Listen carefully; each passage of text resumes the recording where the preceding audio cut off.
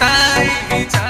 नरेंद्र मोदी जिंदाबाद जिंदाबाद जिंदाबाद, प्रेम कुमार जिंदाबाद जिंदाबाद जिंदाबाद, बीजेपी जिंदाबाद जिंदाबाद जिंदाबाद, बिहार की जनता जिंदाबाद जिंदाबाद जिंदाबाद, अमित शाह जिंदाबाद जिंदाबाद जिंदाबाद, गया की जनता जिंदाबाद जिंदाबाद जिंदाबाद।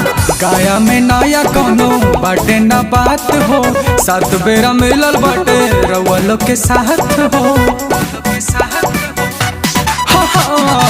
गया में नया कोनो बाटे न बात हो, सात बेरा मिलल बाटे रउआ लोग के साथ हो।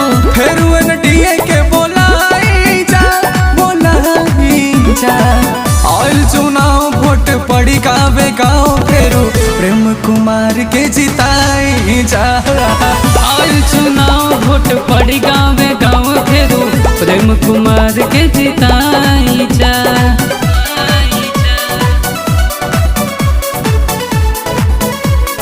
प्रेम कुमार जिंदाबाद जिंदाबाद जिंदाबाद, बीजेपी जिंदाबाद जिंदाबाद जिंदाबाद, बिहार की जनता जिंदाबाद जिंदाबाद जिंदाबाद, प्रेम कुमार जिंदाबाद जिंदाबाद जिंदाबाद।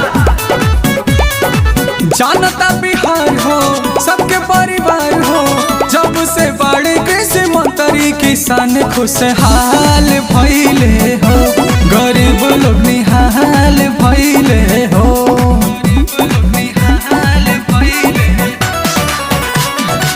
जानता बिहार हो सबके परिवार हो, जब से बड़े कृषि मंत्री किसान खुशहाल भइले हो, गरीब लोग निहाल भइले हो।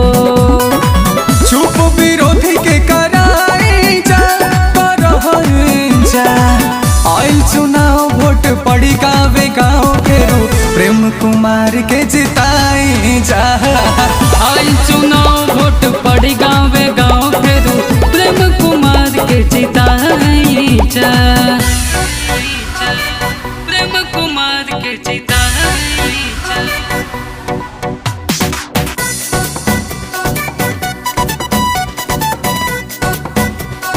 बीजेपी जिंदाबाद जिंदाबाद जिंदाबाद, बिहार की जनता जिंदाबाद जिंदाबाद जिंदाबाद, प्रेम कुमार जिंदाबाद जिंदाबाद जिंदाबाद, गया की जनता जिंदाबाद जिंदाबाद जिंदाबाद।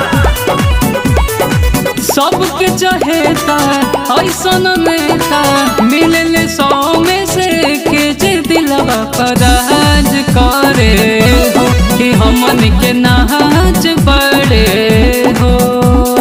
नाच बड़े सबके चहेता ऐसन नेता मिले 100 में से एक जे दिलवा पर राज कर